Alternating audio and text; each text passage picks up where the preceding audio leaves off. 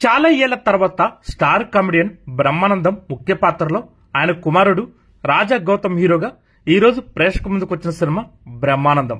మరి ఈ సినిమా ఎలా ఉందో మనం రివ్యూలకి తెలుసుకుందాం. కథ విషయానికి వస్తే బ్రహ్మ థియేటర్ ఆర్టిస్ట్ గా తనకిష్టమైన నటనా రంగంలో కొనసాగుతూ సినిమాలలో అవకాశాల కోసం ట్రై చేస్తుంటాడు. పక్కా సెల్ఫిష్ గా ఆలోచించే బ్రహ్మ తనని ఇష్టపడుతున్న తార అనే అమ్మాయి ఇచ్చే డబ్బుల కోసం ఆమెని ప్రేమిస్తున్నట్టు నాటకం ఆడుతూ ఉంటాడు.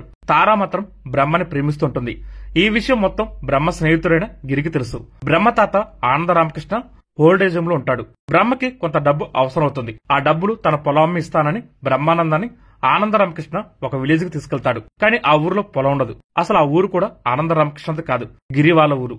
మరి బ్రహ్మకి ఎందుకు అబద్ధం చెప్పి ఆనంద రామకృష్ణ ఊరు తీసుకెళ్లాడు? బ్రహ్మకి డబ్బులు అవసరం ఎందుకు వచ్చాయి? తార పరిస్థితి ఏంటి? రాజా ఆర్టిస్ట్ గా లక్ష్యం నెరవేరిందా? అసలు ఆనంద రామకృష్ణ కథ ఏంటి అనేది ఈ సినిమా కథ. ఈ సినిమా ఎలా ఉందంటే, కథగా చెప్పుకుంటే ఇది ముమ్మాటికి మంచి కథ అని చెప్పాలి. పైగా ఈ రోజుల్లో అందరికీ తెలియాల్సిన కథ. కాకపోతే కథనాల్లోని లోపాలతో పాటు టేకింగ్ లోని లోపాలు, సరైన బడ్జెట్ లేకపోవడం వల్ల ఈ సినిమా ప్రేక్షకులకి అంతగా కనెక్ట్ అవ్వదు. ఫస్ట్ హాఫ్ విషయానికి వస్తే సినిమా ప్రారంభమైన దగ్గర నుంచి మొదటి 10 నిమిషాలు కొత్తగా అనిపిస్తుంది. ఇక అక్కడి నుంచి మొత్తం 3 క్యారెక్టర్స్ తో ఇంటర్వెల్ వరకు సినిమా నడుస్తుంది. సినిమా నటుడు కావాలని బ్రహ్మ లక్ష్యాన్ని ఫస్ట్ హాఫ్ లో మరింతగా చూపించాల్సింది. బ్రహ్మ తార పరిచయ సన్నివేశాలను కూడా చెప్పుంటే ప్రేక్షకుడికి రిలీఫ్ గా ఉండాల్సింది. అలా కాకుండా ఎంతసేపు బ్రహ్మ గిరి ఆనంద రామకృష్ణ వైపు సీన్స్ ని ఎస్టాబ్లిష్ చేశారు. ఇంటర్వెల్ ట్విస్ట్ అయితే బాగుంటుంది. ఇంకా సెకండ్ హాఫ్ లో కూడా ఆ ట్విస్ట్ కు తగ్గట్టుగా సన్నివేశాలు రాసుకుని ఒక ఫ్యామిలీ డ్రామాగా చూపించాల్సింది.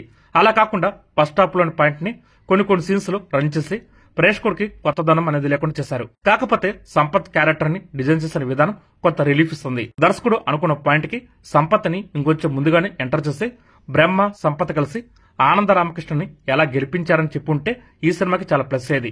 అలా కాకుండా ముఖ్యమైన విషయాలన్నింటినీ ఒక్క సీన్ లో తేల్చి పడేశారు. రాజా తన క్యారెక్టర్ మార్చుకునే తీరుని ఒక్కసారిగా కాకుండా కొంచెం లెంతీగా చూపించాల్సింది. హీరోయిన్ కూడా రాజా కోసమే వెయిట్ చేస్తున్నట్టుగా చూపించాల్సింది. డైలాగులు మాత్రం అక్కడక్కడ బాగా పిలాయి. ఫస్ట్ హాఫ్ కంటే సెకండ్ హాఫ్ కొంచెం బెటర్ అని సాగింది. ఫైనల్ గా ఈ సినిమా ఎలాగుందంటే, కథతో పాటు నటీనటుడు పర్ఫార్మెన్స్ బాగానే ఉన్నా కూడా దర్శకత్వ పనితీరు, నిర్మాణ విలువ వల్ల ప్రేక్షకులకి బ్రహ్మానందం అంతగా రుచించకపోవచ్చు.